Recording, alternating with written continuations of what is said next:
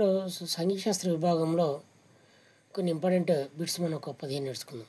ఏమని అడిగినంటే రేఖాంశాలు, వీటిని ఏమన్నాడంటే రేఖాంశాలనే మధ్యాహ్న రేఖలు, అర్ధవృత్తాలు, నిలువు రేఖలు అని అంటారని అదొక క్వశ్చన్ అడిగిండు.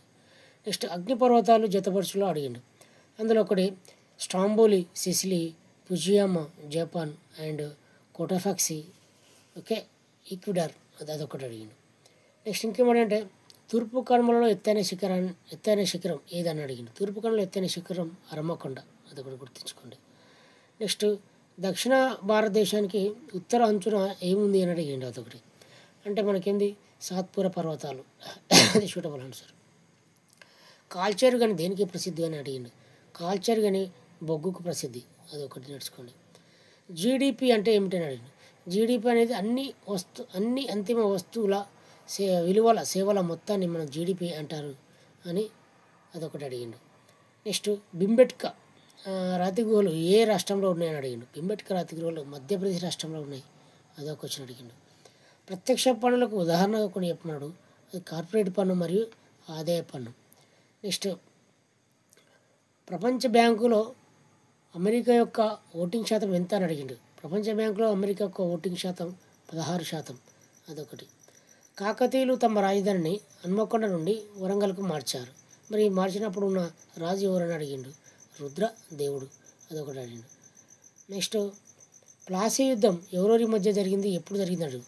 ప్లాసీ యుద్ధాన్ని 1750లో జరిగింది. దీనివల్లనే ఆంగ్లేయులు మన భారతదేశానికి వచ్చారు. ఇది బెంగాల్ నవాబు వర్సెస్ ఇంగ్లాండ్ వారి మధ్య జరిగింది, అదొకటి. నెక్స్ట్ కుదికాస్త్ అంటే ఏమిటి అని అడిగిండు. కుదికాస్త్ అంటే జమీందారుల యొక్క సొంత భూమిని కుదికాస్త్ అంటారు అని చెప్పడం జరిగింది. నెక్స్ట్ చౌరీ చౌర సంఘటన దేని వల్ల ఏ ఉద్యమం ఆగిపోయిందంటే చౌరీ చౌర సంఘటన వల్ల మనకు ఈ సహాయ నిరాకరణ ఉద్యమం ఆగిపోయింది. ఈ క్వశ్చన్ అడిగిండు. కొన్ని అధికారణలు అడిగిండు. ఏంటంటే 14వ అధికరణ దేని చూపెడుతుంటే 14 అనేది చట్ట సమానత్వం చూపెడుతుంది. 15వ అధికరణ 15